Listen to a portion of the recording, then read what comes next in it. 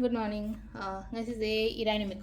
card message ngase irai ki number haigadi number 71 lere kaladana sky blue gumba kai gumba do minus season abi ve ko Friday na hairagadi Friday numit da chak thongba da koina hape abse kai no kai hairagadi ghi gumba kai gumba ketang adumai taraga happy ko maming yoina adnuma lere ko adu Friday da toboya ba kai ne Friday toboya ba se relationship ki manifestations gumba kai gumba to bibe ko haidi irai numit da koina toboya ba se ko relationship manifestations toba athum ba gumba kai gumba laina ko isana hozaraga haidar aigi surrounding the lady mi ngai da hadi pija pitha kum to ko pa adu masu phai ko hadi athumba kaina haraga di sweetness haisna hadi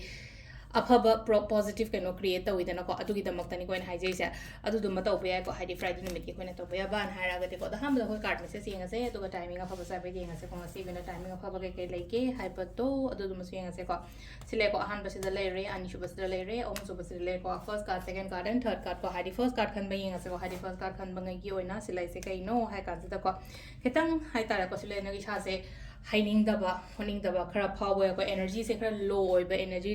down oiba isa se pura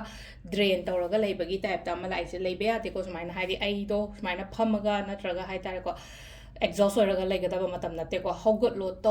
positive oyo haidi ai to da yate ai phang da yate ai achieve to da yate haina khanbi ba ko wakhan se sile aham bagi se haidi u ma khongam da nu pa se ngaraga phamaga lai se ko ani shu ba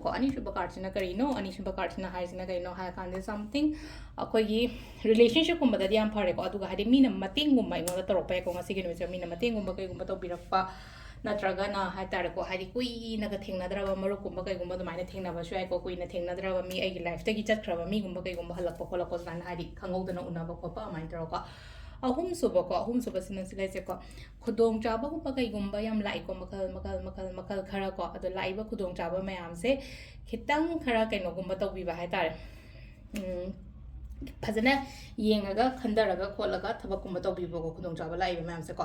aro sisina khoi gi card ki message lere ko timing yenga se timing sina mari ga mini yankai ma thoi de na taruk kaino bung ma pan ga mini kunthra ni pan phang re ko de mung trama thoi ga mini tram mari de gi na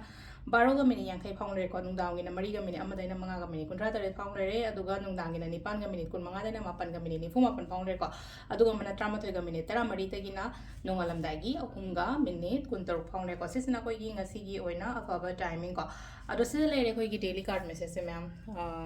makata video sum ko name winner say thank you